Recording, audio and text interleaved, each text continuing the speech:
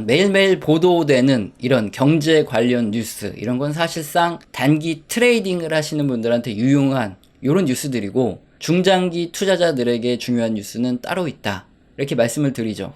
근데 사실 이 두 가지가 굉장히 헷갈리거든요. 그래서 이렇게 단기에 치고 빠져야 되는 이런 뉴스를 근거로 중장기적인 투자를 해서 손실을 보는 경우가 굉장히 많아요. 그래서 뉴스를 보면서 이 부분을 한번 같이 생각을 해보면, 예상보다 덜 매파적인 이 파월, FOMC죠, 요번에. FOMC 결과에 주식시장이 올라가고 있다, 이런 뉴스가 나오고 있어요. 전일 다우지수도 그렇고 나스닥 지수도 상승을 했습니다. 기준금리가 결국에는 동결이 됐죠. 이건 당연히 단기 트레이더 분들의 투자 근거죠.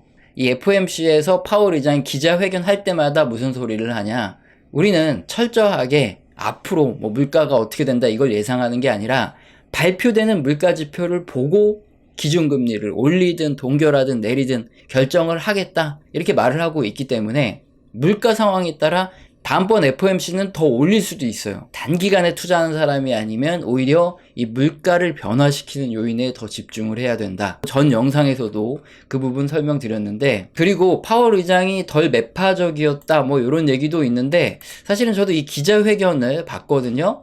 덜 매파적이진 않았어요. 기자들이 앞으로 금리 인상은 더 이상 없냐 이렇게 질문을 했더니, 지금은 금리를 동결했지만 앞으로 다시 올릴 수 있다. 그러니까 뭐 이번 걸 가지고 판단하지 마라, 이렇게 얘기를 했어요. 그리고 금리 인하는 앞으로 안 하냐 얘기했더니 완전 단호박으로 파월이 FOMC 위원회는 전혀 금리 인하를 고려하지 않고 있다, 이렇게 얘기를 했습니다. 그리고 또 어떤 기자가 지난 9월에 점도표에 대해서 어쩌고 저쩌고 이렇게 물어봤더니, 어차피 12월에 점도표가 또 새로 나올 거 아니냐, 그러니까 지나간 자료 갖다가 뭐 얘기하는 거는 크게 의미 없다, 이런 식으로 대답을 했습니다. 그러니까 앞으로 발표되는 물가지표 보고 결정을 할 거니까 당장에 뭐 큰 의미 부여하지 말라, 이겁니다. 사실상 전날 미국 증시가 반등을 하고 우리나라 주식시장도 오늘 올라가고 있죠. 이게 반등을 하는 이유는 미국 재무부가 10년물 국채는 월 20억 달러만 발행을 늘리고 30년물 국채는 월 10억 달러만 발행을 더 늘리겠다, 대신에 2년물, 5년물 국채는 월 30억 달러씩 더 크게 발행을 하기로 결정을 했어요. 이걸 가지고 뭐라 그러죠? 조삼모사. 어차피 월 60억 달러 발행 늘려야 되는데 이게 단기로 그냥 돌려막기를 하겠다는 거예요. 장기물 좀 덜 발행하고. 그래도 어쨌든 이 장기물의 발행은 조금 덜 하기로 했으니까 미국 10년물 국채 금리가 4.72%까지 이렇게 뚝 떨어졌습니다. 자, 그래서 주식시장이 지금 반등을 하는데, 이건 단기적인 트레이더들한테 중요한 뉴스일까요? 아니면 중장기 투자자들에게 중요한 뉴스일까요? 당연히 단기 트레이딩용 뉴스죠. 장기 국채 금리는 이 발행량을 늘리건 뭐 줄이건 상관없이 앞으로 경기 침체 가능성이 높아지면 기관들이 장기 국채, 이게 안전자산을 매수를 합니다. 그러면서 국채 금리가 떨어지고요. 반대로 물가 상승률 지표들이 앞으로 발표되는 것들이 예상보다 훨씬 더 점점 높게 나온다 그러면 장기 국채 금리는 단기 국채 금리를 발행을 많이 하던 적게 하던 상관없이 계속 올라갑니다. 이게 근본적으로 중장기적인 장기 국채의 금리 방향을 결정하기 때문에 이렇게 단기적으로 뭐 이걸 조정한다, 요거는 그냥 조삼모사죠. 이렇게 뭐 하루나 며칠짜리 단기 투자자들의 근거로 장기 투자, 몇 달 이상 투자를 하려고 했다가는 잘못하면 돈을 날리기 쉬운 거죠. 최근에 주식, 부동산으로 굉장히 돈을 많이 날렸다는 뉴스가 많이 나오고 있어요. 자, 그런데 대세 상승장에서도 언제나 뭐 주식으로 돈 날렸다는 사람들은 항상 있지 않냐, 이렇게 생각할 수 있는데, 최근에 개미들이 순매수했던 종목, 포스코 퓨처엠, 유한양행, 에코프로비엠, SK이노베이션 등 이렇게 개미들이 가장 많이 매수한 종목들을 이렇게 봤더니 10종목 톱10 모두가 수익률이 마이너스다, 이런 결과가 있어요. 실제 코스피 지수만 봐도 알겠지만 최근에 주식으로 손해본 분들이 굉장히 많다는 거예요. 자, 그래서 우리같이 기관이나 외국인처럼 정보력이 엄청나게 뛰어난 것도 아니고 자금력도 부족한 이런 개인들인 어떻게 해야 되죠? 주식 투자를 안 해야 될까요? 아니죠. 투자를 해야죠. 그래야지 우리들도 뭐 먹고 살 수 있고, 자본주의 사회에 투자 안 하면 이렇게 부동산 가격도 엄청나게 올라가고 이런 인플레이션을 어떻게 방어합니까? 무조건 투자를 해야 되는데, 어떻게 해야 되냐? 주식 투자를 해서 우리 같은 개인들이 수익을 볼 수 있는 시장인지 아닌지를 우선적으로 보고 투자를 할지 말지 결정해야 된다 말씀드리고 있어요. 이게 발표되는 주요 경제 지표들을 가지고 지금이 어떤 시장인지 설명드리고 있는데, 이번 11월 1일에 발표된 채용 공고 및 이직률 보고서, 영어로 졸트 보고서가 발표됐는데, 여기에 채용 공고와 고용 지표가 있어요. 아주 친절하게 동그라미와 박스를 쳐드렸는데, 자, 여기서 개인 투자자들이, 우리 같은 사람들이 주식 투자를 하고 존버를 했을 때 수익을 보기 좋은 시장은 동그라미일까요? 박스일까요? 딱 봐도 박스친 구간이죠. 박스친 구간은 언제냐? 2009년부터 2015년까지, 그리고 2017년부터 2019년까지, 그리고 2020년 하반기부터 2021년까지 구간이 채용 공고가 급격하게 증가하는 이런 박스친 구간이죠. 왜 이때 개인 투자자들이 주식 투자를 하면 돈 벌기 쉬울까요? 상식적으로 채용 공고가 이렇게 급격하게 늘어난다, 이 소리는 기업들이 일할 사람을 더 많이 모집을 한다는 소리예요. 물건이나 서비스가 아주 잘 팔리기 때문에 기업들은 설비 투자를 늘리거나 공장 가동을 더 늘리죠. 가동 시간을. 그럼 인원을 더 뽑아야 돼요. 그래서 어떻게든 생산량을 더 늘려야 되는 시기입니다. 이땐 당연히 소비도 늘어나고 매출액도 늘어나고 이익도 늘어나는 시기니까 당연히 대부분의 기업들의 주가가 잘 오르겠죠. 자, 그런데 문제가 있습니다. 자, 이렇게 박스친 구간들에서는 개인 투자자들이 전체적으로 경제 상황 자체가 좋아지기 때문에 주가가 오르는 건데, 이거 내가 고른 종목마다 다 올라간다, 이렇게 착각을 하게 돼요. 그렇게 매수를 한 분도 있지만 매수를 못하고 그냥 관심 종목에 담아두는 분도 있어요. 내가 삼성전자를 뭔가 이게 지금 사면 오를 것 같은데 겁나서 못 사니까 이렇게 관심 종목에 담아두죠. 그리고 이게 시간이 지났는데 이렇게 많이 올라가 있어요.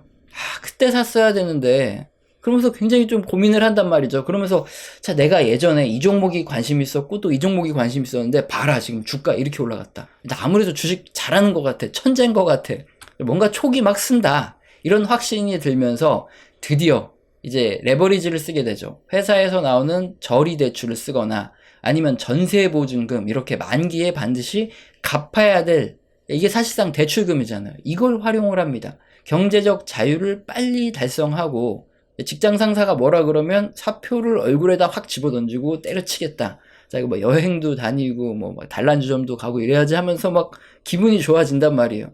그렇게 개미들이 결심하고 대출을 땡겨서 주식을 매수하는 시기 이후에는 머지않아 이렇게 동그라미 친 구간들이 다가옵니다. 이 동그라미 친 구간들은 어느 구간이냐? 여기에 녹색의 채용 공고, 노란색의 채용인데, 채용 공고도 이렇게 떨어지고 고용 자체도 감소하는 구간들이에요. 이런 구간들에선 상식적으로 어떻습니까? 기업들이 제품이나 서비스가 이제 슬슬 안 팔려요. 인건비를 줄여야 되는 구간이기 때문에 채용 공고도 안 내고 고용도 줄이는 구간입니다. 당연히 매출이 정체되거나 떨어지고 이익률이 크게 떨어집니다. 이런 구간들에서는 주식시장이 당연히 빠지겠죠. 그런데 이런 구간에 뭐 약한 경기 둔화만 찾아오는 요런 2016년 같은 구간도 있지만, 재수 없으면 2008년 금융위기, 2020년 코로나처럼 이렇게 주식시장이 반토막 이하로 떨어지는 구간들이 있어요. 그런데 보통 이 개미들이 이렇게 대출 껴서 투자하는 구간들에서는 어떤 종목을 삽니까? 막 틀면 나오는 애들 있죠. 항상 막 유튜브 뭐 경제 뉴스 이런 거 보면 이런 거 사야 된다, 지금 분명히 주가는 높은데 장밋빛 전망을 굉장히 막 그럴싸하게 전문가들이 얘기를 해요. 그러니까 주가에 거품이 굉장히 많이 끼어 있는 이런 종목들이죠. 이런 종목들이 이렇게 동그라미 친 경기 둔화 구간에 진입하면 여지없이 무너져요. 또 회복이 어려운 이런 지경에 빠지죠. 2023년 11월 현재 구간도 어떻죠? 우리의 주요 수출국인 미국의 채용 공고가 추세적으로 뚝 떨어지고 있고 고용마저도 감소하는 이런 구간이에요. 개인 투자자들이 돈 벌기 좋은 이런 구간은 한참 전에 지나갔고, 이미 이 구간 자체가 개인 투자자들이 조심을 했어야 되는 구간에 있었다는 말이에요. 정말 안타깝지만 이게 현금 및 이런 채권 등 이 안전자산을 보유하고 기다리셨던 이런 분들이 아까 그 예시에 나왔던 고점에 대출까지 껴서 이게 물리신 분들 있죠. 그런 분들이 반대 매매를 당하거나 아니면 손절을 합니다. 그래서 주가가 헐값으로 나동그라져서 떨어져 내려요. 그럴 때 이렇게 현금화 하셨던 분들은 다시 또 이렇게 채용 공고가 늘어나고 고용도 슬슬 늘어나는 이런 박스친 구간에 저가에 그렇게 헐값이 된 종목들을 쓸어 담아서 부자가 되는 거죠. 정말 냉정하게 들릴 수 있지만 이게 주식시장의 생리입니다. 워렌 버핏이 말도 안 되게 높은 수익률을 거둬들인 이유는 분명히 누군가가 큰 손실을 봤기 때문이에요. 주식시장은 최초 또는 뭐 유상증자 때 이렇게 공모가에 발행된 주식이 거래되는 곳입니다. 여기서 사람들이 최초 공모가 대비 다 주가가 높잖아요. 사람들이 돈을 더 불려서 더 높은 가격에 매매를 하는 거예요. 완벽한 제로섬 게임은 아니지만 분명히 누군가가 잃은 돈이 다른 사람에게 들어가는 것이 명확한 공간입니다. 다수 지표들에서 지금은 실물 경기가 회복하고 성장하는 구간이다 그러면은 우리가 주식을 적극적으로 투자하고 존버하는 게 맞죠. 반대로 다수 지표들에서 지금은 경기가 둔화되고 침체가 올 수 있습니다. 이렇게 경고를 내준다면 우리는 어떻게 해야 되죠? 현금과 채권 등 이런 안전자산의 비중을 늘려서 리스크 관리를 하는 게 맞는데 수백 년 동안 반복된 주식시장의 흐름입니다. 이게 한 100년 전에 앙드레 코스톨라니가 말한 달걀 이론이에요. 여기 보시면 지금으로 대입을 해보면 뭐 지금이 금리가 10%까지는 올라가는 건 아니지만 지금 굉장히 높은 금리 수준에서 이렇게 정체되어 있는 이 구간이죠.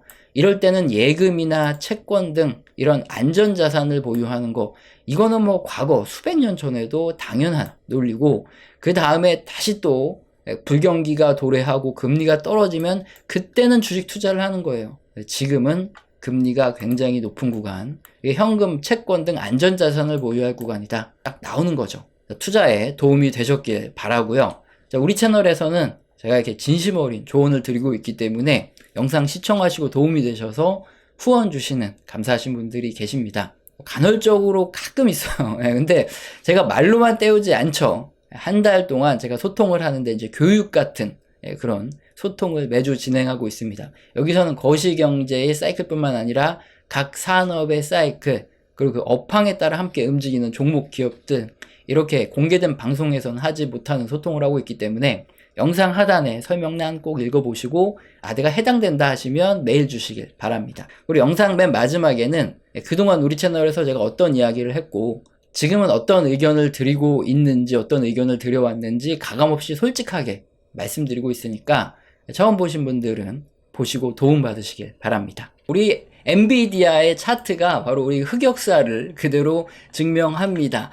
제가 2019년에 유튜브를 시작했는데 2019년 말에 60% 채권을 가지고 있어라 이렇게 얘기했다가 엄청나게 욕을 먹었어요. 비아냥을 거의 한 2020년 3월 코로나 터지기 직전까지 들었습니다. 그랬는데 다행히 현금 갖고 있다가 저점 매수 이제 해야 된다, 우리 현금 갖고 있으니까, 이 얘기했다가 블렌집에 부채질 하냐 이러면서 어마어마하게 쌍욕을 먹었어요. 아니 그러면 이게 맞춘 거잖아요. 그럼 이제 경제 채널에서 뭐 와 이러면서 성지순례 어쩌고저쩌고 하면서 구독자가 늘어야 되잖아요. 근데 구독자가 안 늘어요. 조회수도 안 늘고 구독자도 안 늘어, 맞췄는데. 그런데 왜 구독자가 늘었냐? 이때 국뽕 영상 같은 거, 그때 우리 기업들한테 전화 돌려가지고 일본에서 이제 수출 규제하기로 했던 품목들 있죠. 그런 거 만들 수 있냐? 그거 만들 수 있다. 그래가지고 그거 방송했다가 국뽕 영상이 터져서 국뽕 채널로 떡상했어요. 그래서 그때 잠깐 국뽕으로 갈까 하다가 도저히 못하겠다. 경제 채널 본연의 임무로 돌아오자 해서 이렇게 그때 이제 구독자가 늘은 거지, 이게 저점 매수를 맞춰서 는 게 아니에요. 어쨌든 2020년 이제 하반기 들어가면서 한 6월, 7월, 8월 넘어가면서 엔비디아, 나이키, ASML, 빅테크주들이 아주 자주 언급됐습니다. 저도 이제 샀다고 이때 얘기를 하는 바람에 졸지에 추천주가 돼버렸어요. 물론 이런 채널에서 추천주 이런 건 안 하는데 어쨌든 2020년부터 계속 존버 인베스트 했던 기간이죠. 그래서 우리 채널 보면은 이제 어디 뜸하게 가 있다가 어디 이제 처물려가지고 마음고생 하시는 분들이 우리 채널에 와서 존버 하라는 거 얘기 듣고 위안을 삼고 가던 때가 2020년부터 2022년 한 4, 5월 요때까지예요. 근데 2022년 4월에 그때 이제 전향을 하죠. 존버가 아니다.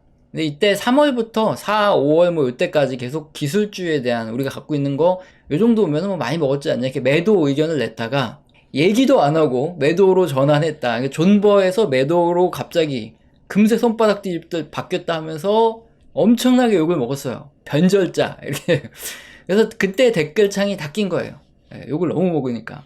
자, 그렇게 이제 매도를 해야 되는데 문제는 제가 분할 매도를 하는 바람에 2022년 5월 이후에 급락을 했어요, 기술주들이. 그래서 못 팔고 물렸습니다. 그래서 2022년 내내 영상 보시면은 2023년쯤에 초쯤에 아마 뭐 기준금리 인상 중단 얘기 나오고 뭐 그러면서 반등이 있을 것이다. 그때 팔자. 그때 팔고 그 다음에 이제 현금 잘 가지고 있자. 2022년에 이제 그런 얘기 굉장히 많아요. 왜냐면 이제 경제 지표들이 하나 둘씩 경기 둔화 침체에 대한 얘기가 나오기 시작했으니까 어쨌든 우린 팔아야 되니까. 2023년에 갑자기 반등을 주죠. 그때 이제 제가 계속 금리 인상 중단 요런 기대감이 커진다 요 얘기를 했기 때문에 저도 이제 그때 상반기에 이제 분할 매도를 다 마쳤어요. 근데 지금 엔비디아가 이렇게 많이 갔습니다. 제가 뭐 거의 한 200달러 후반에서 300달러 가까이 떼서 거기서 거의 다 매도를 했는데 지금 뭐 거의 500달러 가까이 갔어요. 아, 이거 보면 잠이 안 와요. 그래서 엔비디아를 지금 못 쳐다보고 있어요. 근데 어쨌든 뭐 이제 100달러 부근에서 사서 이제 거의 한 300달러 가까이서 팔았으니까 이제 많이 먹긴 했는데 갖고 있었으면은 거의 한 5배 튀기는데 이거 참 환장하겠죠. 그리고 지금 뭐 더 올라갈 수도 있다 이런 얘기가 나오면 미쳐요, 사람. 왜 주식을 갖고 있다가 팔았는데 더 올라가면 환장하잖아요. 그래서 지금 약간 이런 흑역사 이게 벌어지고 있다. 이게 지금 현재 의견입니다. 그래서 어떤 의견이냐? 2020년 코로나 이후부터 2022년 요 초중순 그때까지가 존버 인베스트였다면 그 다음부터 이제 하나 둘씩 경기 지표가 둔화되기 시작해서 2023년부터는 사실상 이제 침체를 말하는 침체 인베스트예요. 그래서 이제 여기서는 이제 슬슬 다 정리를 하셔야 되고 이제 리스크 관리를 하셔야 된다. 이게 2023년부터 거의 뭐 명확하게 말씀드려오고 있습니다. 사실 그대로 말씀드리는 거예요. 굳이 뭐 증거 영상도 남기고 하는데 귀찮으니까. 근데 여기서 저희가 핵심적인 부분이 뭐냐, 이런 매수 매도 이 투자 결정을 여러분이 어떻게 하시냐, 이게 중요해요. 우리 채널에서는 어떻게 한다? 경제지표 다수에서 경기 둔화 신호가 나오면 그때는 이제 리스크 관리를 언제부터 경제지표 다수에서 경기 둔화와 침체에 대한 이런 시그널이 나왔냐, 2022년 이제 하반기부터 시작해서 경제 지표들이 하나둘씩 경기 둔화에 대한 지표들이 나오기 시작하더니 2013년 되면서 이제 경기 둔화 신호들이 거의 많이 나오기 시작했어요. 확실하게. 자, 그러면 이제 2023년에는 가지고 있던 걸 매도하고 리스크 관리를 해야 되는 거죠. 그리고 이 매도는 사실 테크닉이에요. 오랫동안 주식시장을 하다 보니까 알게 되는 건데, 요거 그림 2022년 내내 보여드렸던 거 아직도 쓰고 있어요. 그때 당시 이게 기준금리가 파란색인데 이게 거의 1%도 안 올랐을 때 영상 보면 내내 똑같은 얘기를 하는데 항상 역사적으로 어떻다? 이게 파란색이 기준금리 인상이 중단되고 하락할 때 그때 한 번씩 주식시장에 랠리가 꼭 이렇게 오더라. 그때 이제 매도하자. 이 그림을. 어쨌든 이건 뭐 테크닉이죠. 매도는 그냥 테크닉일 뿐이고 중요한 건 우리는 어떻게 간다는 거죠. 원칙대로 간다는 거예요.